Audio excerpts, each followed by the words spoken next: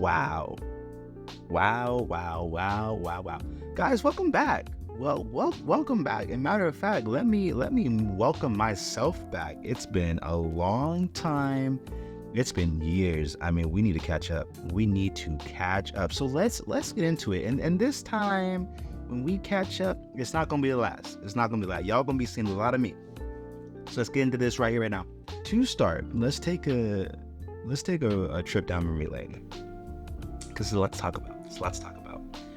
First things first, let's think about COVID. So the last time I really remember making anything was around COVID. And by anything, I mean anything. Like even on my Instagram, I post a little bit out of COVID. But for the most part, we're going to talk about COVID. Let's go back to March of 2020. Okay. This was when things were starting to get real during COVID. You know, it wasn't just some little virus anymore. It was going to shut down the whole world. And no one saw that coming. I know I didn't see that coming. And it was concerning for me because we were getting ready to take off out of Burbank. And we're like, whoa, California just shut down. And you're like, man, like, you know, it's California. I mean, hey, Cali's going to be Cali. And I love Cali. I mean, so, you know, it's California, whatever.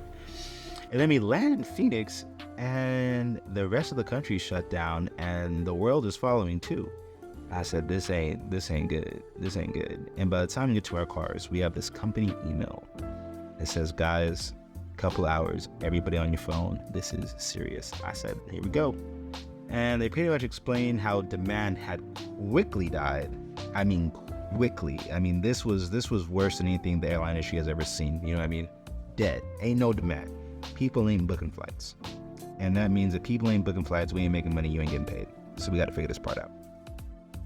Well, I said, that's not good. That's a big deal. That's a real big deal. So what are we going to do about this, boss? Well, what they ended up doing was something like they cut like half of our pay and they gave us like these weird kind of lines to fly. I actually ended up doing pretty good. I mean, relatively, I was still not making what I used to, and I wasn't making a lot anyways. But I was able to do a lot of like COVID reposition flights and help them acquire new aircraft. A lot of maintenance flights, a lot of ferry flights. That was a lot of fun. It was me and this one guy that I flew with all the time, and we would just pounce around the country in jets. It was actually pretty cool. Anyways, so fast forward this whole time, it's just weird. You know, it's a weird time period.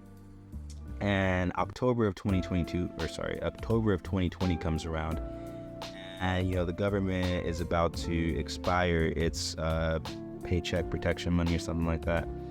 And so what had happened was when the money ran out, JSX said, hey, you know what, we can't afford to keep everybody, so we're going to let go of about 2/3 of the pilot group. I was like, wow, like that's not good. That's a lot of folks. And even I was concerned because I was like, man, like 2/3? I mean, that's pushing up next to me. And it ended up being, I think there was only like 10 people below me before I would have gotten cut myself. So I was close. And mind you, I mean, I was senior at this company. It had been around for maybe, I don't know, like 4 or 5 years of that time frame. I had gotten in like 2 years in. So I mean, I was very senior. Like I was well up in the top 50% of the company. But I was safe. I was somehow safe. But I was based in Phoenix. That got closed down. So I had to start commuting to Vegas. No biggie. Travel started coming back. They opened up the Phoenix base, and I go back to Phoenix base, and life's great. I'm an FO flying the 135. It's all good in the neighborhood. Fast forward to March of 2022. Now this is where things start getting interesting. If you know me, you know that March 2022 was a big deal because that's when I turned 23. And if you don't know, in order to become a captain at a Part 135 carrier that uses large transport category jets, you have to have an ATP. And to get an ATP, you have to meet a whole slew of flight experience requirements, which I had. I wasn't worried about that. But you had to be 23 years old. So this whole time I'm at JSX, I'm ready to be a captain. I'm excited to get into the left seat. I'm just waiting to be 23. I had finally turned 23. So boom, turned 23, off to the races. I go to training, I get my captain upgrade, get my ATP. It's all good. It's good to go. I'm feeling great. We're taking Instagram pictures. We're flying. We're happy. We're excited. Everybody's like, yo, dude, you're finally captain. I'm like, I know. I'm excited. So basically, the moment that I had passed my ATP check ride, I immediately submitted all of my applications to 3 of the major airlines: Delta, United, American. All of them, boom. As soon as I passed my check, I said, we're not playing no games. I was ready to go because I just wanted to keep moving up, you know what I mean? And because I was at JSX for a long time, in my opinion, a lot of my peers who I had gotten hired with had already moved on to their lifelong airlines. So I was kind of feeling like a straggler, even though it was no fault of my own because I wasn't old enough to get hired anywhere. It's like, man, like I'm ready to go. I'm ready to get this thing going.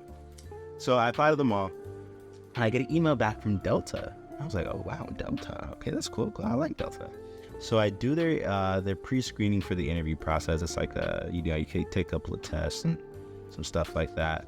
And I passed, and they invite me to come down to the Delta headquarters down in Atlanta, Georgia for an interview. So I go down there, and wow, what an experience that was. That was so cool, so cool. The people there were really cool. The vibe was great. The campus was beautiful, and by the campus I mean the headquarters. It was actually very, very, very, very nice. It was just great. And when I was doing my interview, I saw some old friend from JSX, and so it was great to kind of catch up, and it was a really cool experience. And so I ended up doing my interview at Delta Airlines, and fortunately enough, they hired me, and I got a CJO, and it was great. So I did this interview at Delta probably in May of 2022, I think. That's probably around where I did it, and that's where I got my CJO and I was hired and all that. But the problem was, deep down in my heart, I knew that Delta really wasn't quite the place for me, mainly because of the bases, you know what I mean? None of the bases that Delta had were bases that I wanted to be at, and I live in Phoenix, you feel me? The closest base to me was Salt Lake City or LA, and I would have been okay with Salt Lake City because I'm from there and I lived there already. So I was like, if I have to commute or move to Salt Lake City, I'd be okay with that. But, you know, I'd rather kind of just stay where I'm at.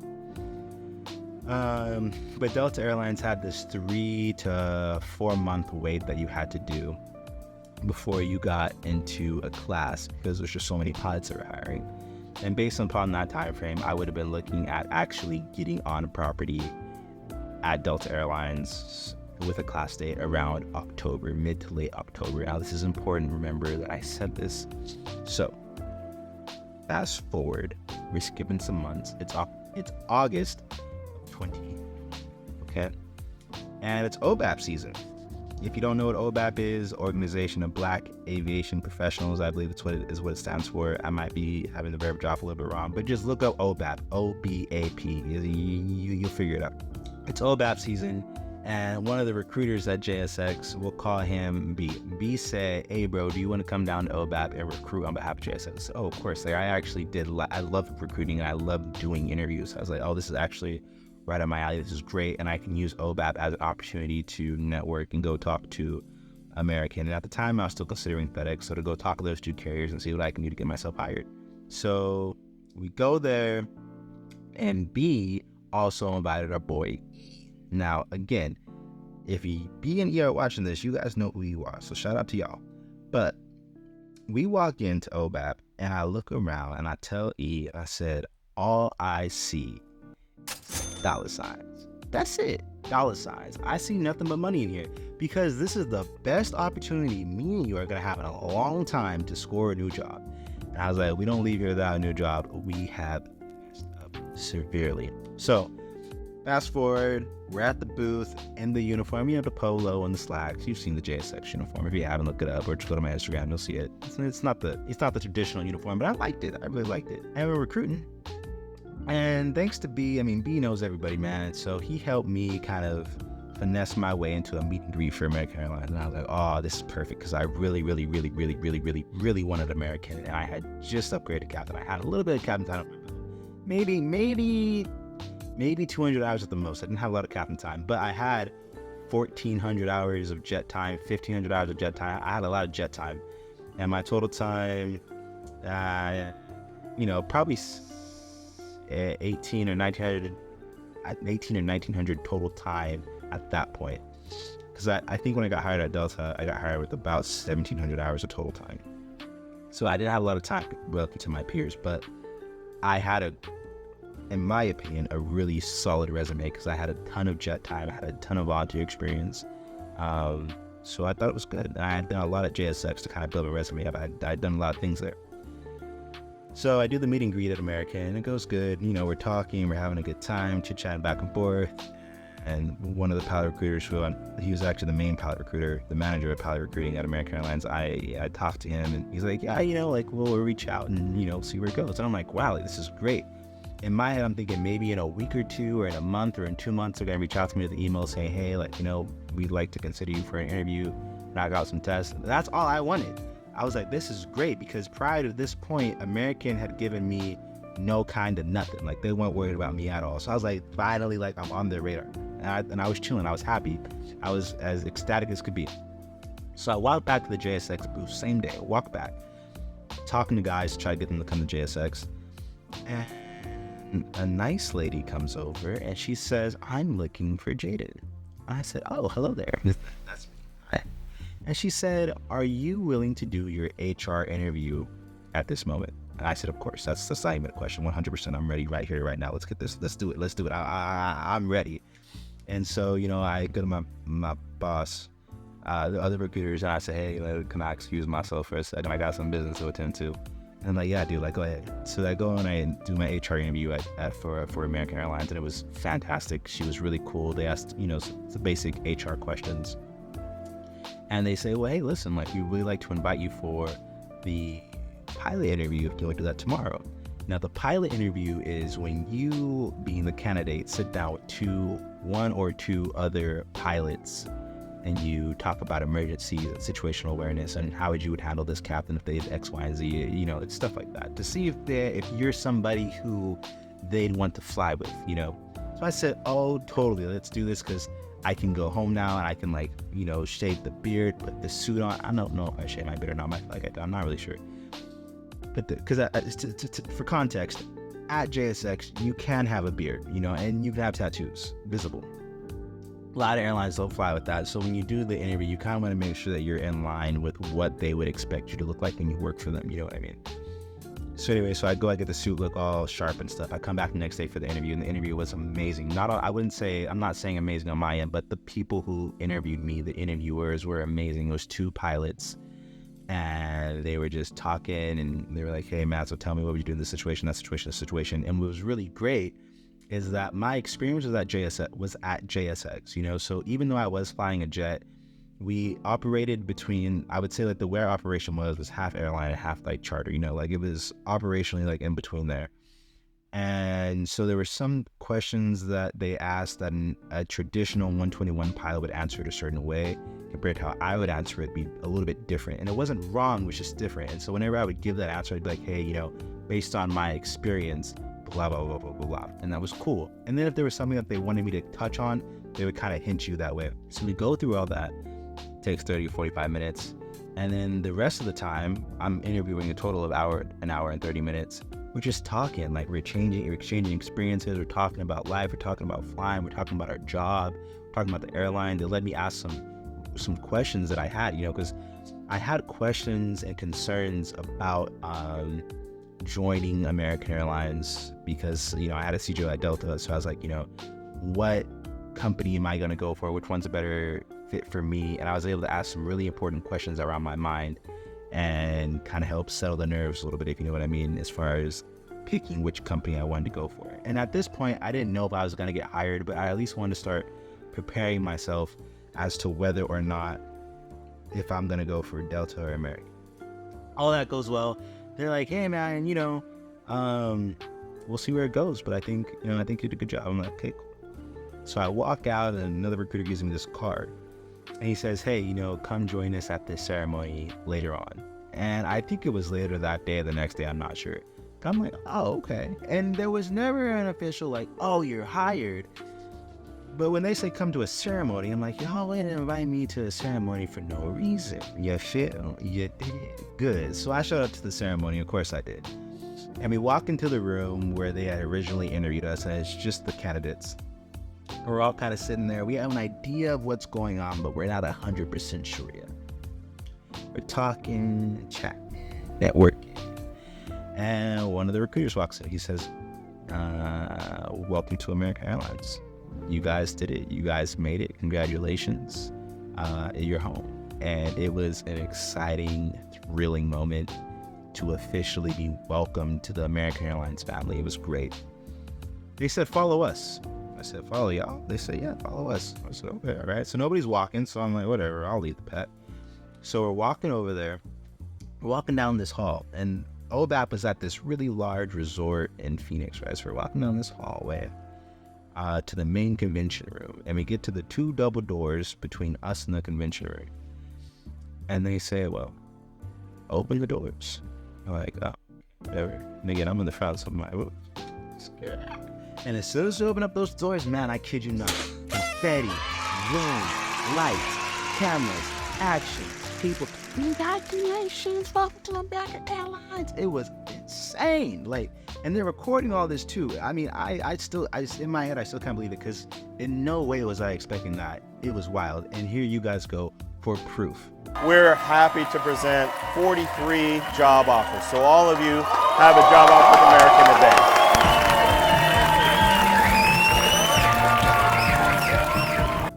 So we come back from that. We're walking in, it's great, you know, we're having just an excellent time, and it was great. That was my experience interviewing for American Airlines, getting hired. Fast forward now, they said, hey, we can get you a class date October 5th. Now, remember how I was saying that each airline had a wait, but how they handled it was different. At American Airlines, they'll get you into your soonest class day and get you into NDOC. And then after NDOC is when you do all your paperwork and sign up and do your benefits and all that and figure out where you're going to be based. That's NDOC. They get all that knocked out. And then you have a 3 to 4 month wait afterwards before you actually go to training to get typed on the aircraft. So this means that you're on property at American Airlines.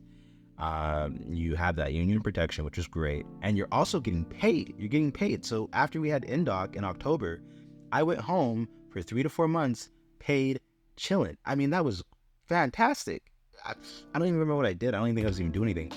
And you had full access to flight benefits, all that stuff. Like, you were a legitimate employee. It was great. At point of, with Delta, you had a 3 to 4 month wait beforehand. And then once you got the Delta, you had your NDOC, your type ready, you were on the line. At American, you had your NDOC right away because it got you in sooner. But then you had that 3 to 4 month wait of waiting at home, but you're paid. At least you're paid. You know what I mean? So that was cool. And no, you're not allowed to keep your other job while you're waiting to go to training, at least at American. You know, at Delta, you're not officially hired yet, so you can do what you want. But at American, because you are hired, you can't keep flying for your previous carrier. That's no. Don't try to do that. This is not good. Anyways, so fast forward to February of 2023, and I believe this is around the time frame that I'm starting to go back to American Airlines headquarters for training.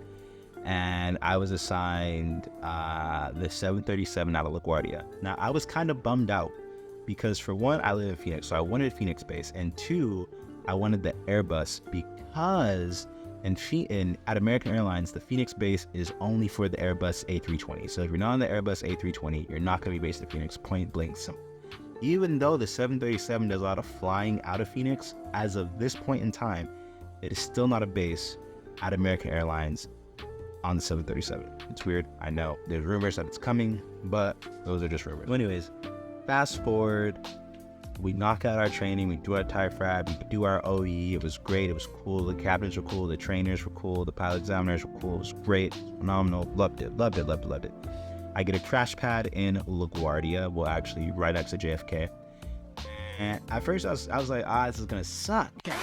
You see, on top there's Don Lino. Right. There's me. And there's regular fish. Oh, that's me. No. There's plankton. There's single-cell amoebas. Oh, then there's me. I'm getting there. There's coral. There's rocks. There's whale poo. And then there's you. That's messed up. But it ended up working out because JFK, out of JFK, American Airlines had a lot of JFK Phoenix flights. And my crash pad was right next to JFK. And so guess what your boy did? Your boy bid nothing but JFK Phoenix flights. And what was even better was at American Airlines, LaGuardia and Miami tend to be the most junior bases, right? So when I hit the line, American had just closed that 3 to 4 month wait. So I hit the line and then a bunch of other people coming after me. So I was only on reserve for 2 weeks. 2 weeks, that's it, 2 weeks on reserve at a legacy carrier.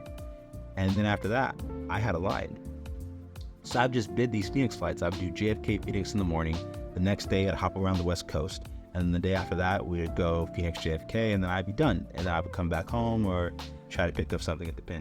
But I was home a lot. I mean, relatively, I was home a fair amount of time. There was never a point where I was like, man, like, I wish I was home right now, because I was always home. So, you think it would be bad, but it was actually pretty good. And, there's an LA base at American Airlines too, but I ended up finding out that I wasn't home as much being at LA as I was in LaGuardia, funny enough. So anyways, so that's where we're at now.